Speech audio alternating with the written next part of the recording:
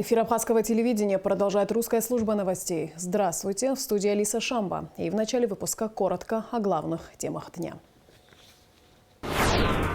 Братья осетины на абхазской земле. В Абхазии начались Дни культуры Южной Осетии. Апгрейд студии. Обновленная и укомплектованная современным оборудованием площадка. На ГТРК идут работы по модернизации. Заслуженные призы и подарки. Завершился детский теннисный турнир, приуроченный ко Всемирному дню защиты детей.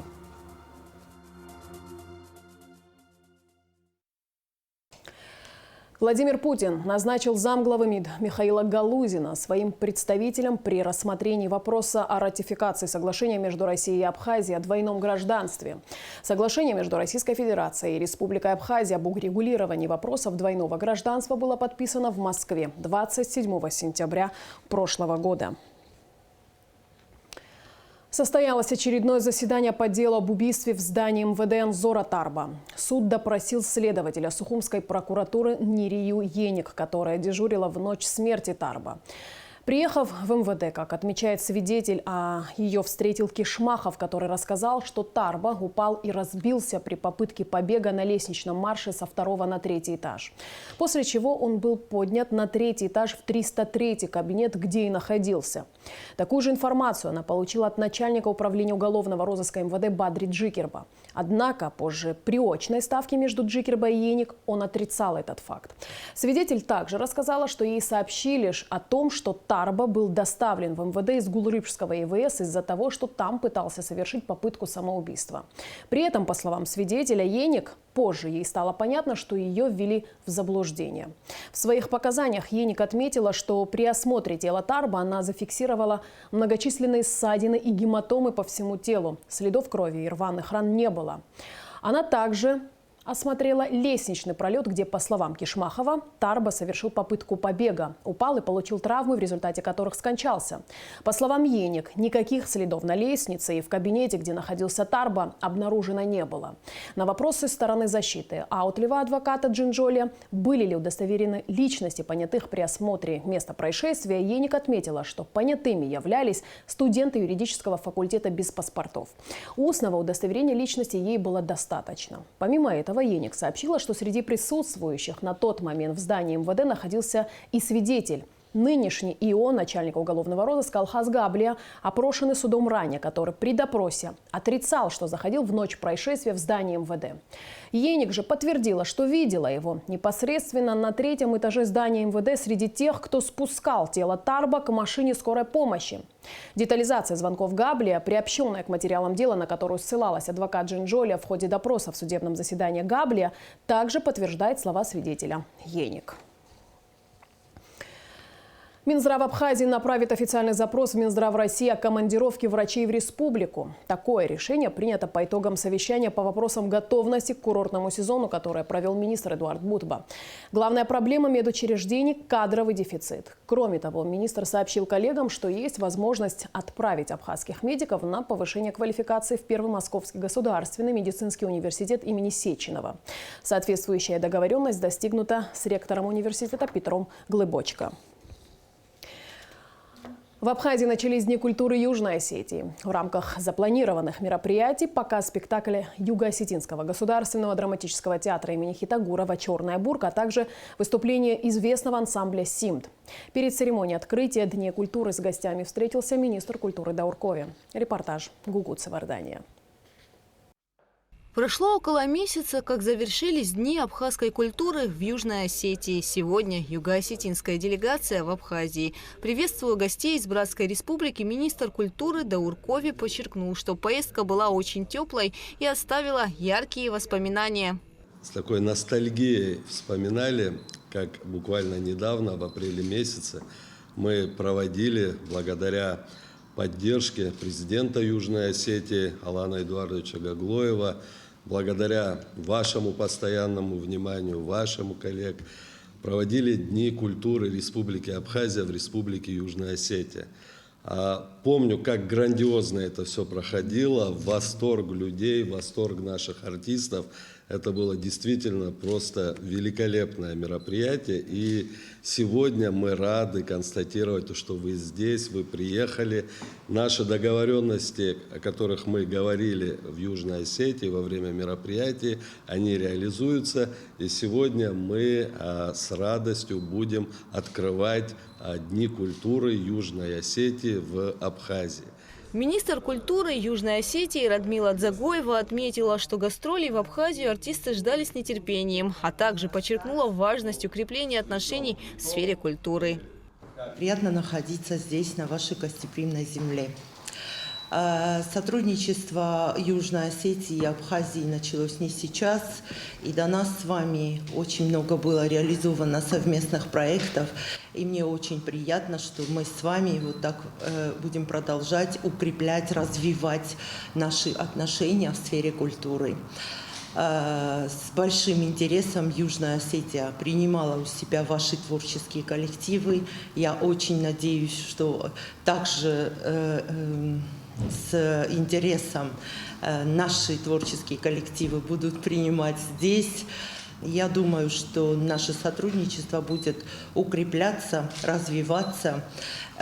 И мне кажется, это будет не какой-то разовый проект в виде Дней культуры Абхазии в Южной Осетии, Дней культуры Южной Осетии в Абхазии, но сотрудничество в сфере культуры будет только нарастать, приобретать какие-то новые контуры. И я думаю, что вместе, сообща, мы реализуем еще очень много интересных проектов.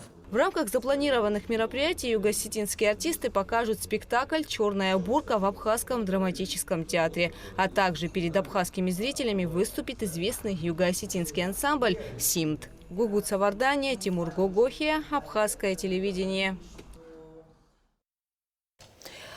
Разные композиторы, стили и эпохи. В Абхазии стартует фестиваль классической музыки «Парад концертов». Фестиваль будет проходить в зале Абхазской государственной филармонии с 6 по 8 июня. Проект проводится Сухумским государственным музыкальным училищем в качестве музыкально-образовательной программы для детей и юношества при финансовой поддержке Минкульта. На абхазском телевидении полным ходом идут работы по модернизации основной студии. Совсем скоро полюбившиеся многим телезрителям программы будут выходить в эфир с обновленной, укомплектованной современным оборудованием площадки. Техническим оснащением занимаются специалисты из Краснодара, а также сотрудники телерадиокомпании. Какой станет студия абхазского телевидения после модернизации, расскажет наш корреспондент Асида Малия. Центральная студия, так мы называем помещение, в которое есть аппаратное и пространство, откуда записываются различные программы и, конечно же, идут прямые эфиры. Почти 20 с лишним лет здесь не было модернизации. В настоящее время здесь идут работы. Устанавливают светодиодный экран длиной почти в 9 с лишним метров, высотой 2,5. Проще говоря, это видеостена, большой монитор, на который выводится картинка. Этот прием в современном телевидении необходим. Создает динамику в небольшом пространстве и исключает необходимость дооснащения громоздкими декорациями. На подготовленную конструкцию предстоит закрепить более 900 LED-панелей. Задача кропотливая. Вот такого рода шлифами.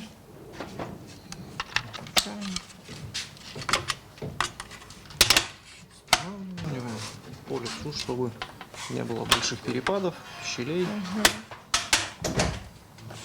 Вот так вот ставится надо. Монтажники работают вторые сутки. Вместе с ними в студии трудятся опытные операторы, системный администратор, главный режиссер и другие специалисты. Директор службы технического обеспечения Вадим Бегвава, можно сказать, стоит у истоков возрождения студии. Именно он занимался вопросами подготовки технического оснащения. После долгих поисков и рассмотрений разных возможностей выбор пал на краснодарскую фирму, которая сдает работу под ключ. Таким образом, ответственность фирмы не заканчивается на запуске и введении в эксплуатацию. При необходимости в их функцию входит и дальнейшее обслуживание. По словам главного режиссера телерадиокомпании Давида Авицеба, видеостена решит две задачи – художественную и техническую. Чаще всего у нас возникает одна и та же проблема, как максимально эффективно создать определенную атмосферу для каждой передачи.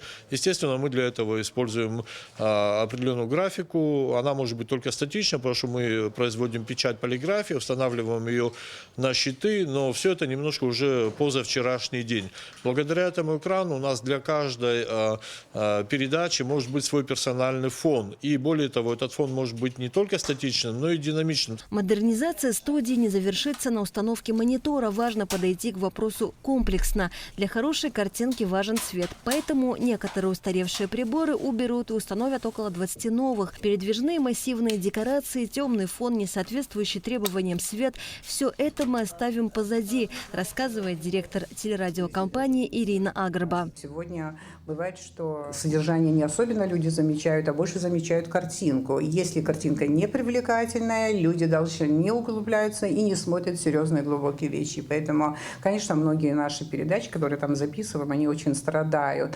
И вот эта темень, которая существует в студии, вот у меня мечта просто вот избавиться от этого. И вот у нас на 4-м этаже студия, которая планировалась, и, кстати, там сделан неплохой ремонт, но просто надо завершать. Но завершение этого ремонта тоже требует немалых средств, и только после этого мы можем студию запустить. И я понимала, что надо параллельно вести 2 студии, но где же искать эти возможности, эти ресурсы? Конечно же, для покупки дорогостоящего оборудования у АГТРК нет финансовых возможностей. В рамках подготовки к празднованию 30-летия со Дня Победы в Отечественной войне народа Абхазии на телевидении планируется трансляция с насыщенным эфиром. В том числе поэтому комиссия по празднованию 30-летия Победы профинансировала покупку техники, а ремонт помещения правительства. Прекрасно понимаем, что в основном весь материал юбилейный, праздничный и так далее, все это будет идти на государственном канале. У нас будет очень много гостей, их надо приглашать в студию. Юбилейная комиссия нас поддержала. Технику закупать, оборудование закупать, а с другой стороны нужно ремонтировать само помещение. Это и пол, это и стены, и все остальное. Случилось так, что юбилейная комиссия поддержала нас в части приобретения техники, а вот в части ремонта и нижней студии, и новой студии на 4-м этаже нас поддержало правительство. Критиковать работы всегда легко, но что происходит за кадром, какие возникают трудности при съемке или монтаже, зрителям неизвестно, делится ведущая программы Амчипщ Сима Аргон, которая зашла в студию полюбоваться процессом. Ведь журналистам важно выполнять свою работу быстро и качественно, и это удается проще, когда есть технические возможности. Асида Малия, Михаил Братухин, Абхазское телевидение. С 28 по 31 мая в Сухуми проходил детский теннисный турнир, приуроченный ко Всемирному дню защиты детей. И вот волнительные и напряженные дни соревнований позади. А сильнейшие получают заслуженные призы и подарки. На церемонии закрытия и награждения победителей была и наша съемочная группа. Репортаж Алики Трапш. Соревнования детского теннисного турнира стартовали 28 мая. В них приняли участие дети 2 возрастных категорий – мальчики и девочки до 10 лет и от 10 до 13 лет. В общем, в турнире участвовали около 60 человек. Соревнования проходили на кортах теннисного клуба «Аква». Юные спортсмены проявили максимум стараний, чтобы занять призовые места. Сабри Нанба с 6 лет играет в теннис. В турнире он победил в одиночной и парной играх. Парные игры тоже были достаточно сильные соперники, но мы тоже собрались и выиграли. И еще я хочу поблагодарить свою маму за поддержку. Сейчас готовимся к турниру в Гагре на следующей неделе, российском теннисный тур. Моя большая мечта – попасть на Уимблдон. Приглашенный из России главный судья турнира Андрей Гарибян отметил, что у юных абхазских теннисистов большой потенциал. Я могу сказать, что здесь великолепная база. Очень хорошие корты, и мы сейчас планируем сотрудничать, и Республика Абхазия, и Федерация тенниса России. Пытаемся сейчас включить турниры в календарь российского теннисного тура. И все, что касается помощи от российской коллегии судей, от Федерации тенниса России, естественно, помощь будет. Пока, естественно, чувствуется потенциал у абхазских ребят. Вот очень много маленьких детей, которые уже играют на довольно-таки приличном уровне. Перспектива есть, но теннис такой вид спорта, что нужно больше соревноваться. И чем больше будет здесь турниров, тем выше будет развитие в теннисе. Юная София Тарба уже 3-й год занимается теннисом. Она заняла 1-е место в одиночной игре. А в турнире ты впервые участвуешь? Нет, уже 7-6 раз. Соперница была сильная, но собралась силами и выиграла ее. Турнир был организован при поддержке правительства Москвы, Департамента внешнеэкономических и международных связей города Москвы, Московского дома соотечественника и его филиала «Дом Москвы» в Сухуми. На мой взгляд, во-первых, в принципе, спорт – это очень важно. А что касается тенниса, я думаю, это один из самых благородных видов спорта. И, как и любой спорт, развивает в человеке с юного возраста самые лучшие качества, которые применимы не только на спортивных площадках, но и в жизни. И я очень надеюсь, что наш турнир, который мы провели, он станет таким, может быть, каким-то небольшим, но импульсом для развития и популяризации большого тенниса в Абхазии. Все победители детского теннисного турнира были награждены кубками, медалями и памятными подарками. Алька Трапш, Константин Парулова, Абхазское телевидение. И в завершении выпуска традиционно о погоде. По сообщению гидрометцентра, в четверг, 1 июня, на территории Абхазии ожидается переменная облачность, местами ночью и до полудня дождь, гроза, туман. Температура воздуха ночью плюс 13, 18, днем 18, 23. Температура моря плюс 19.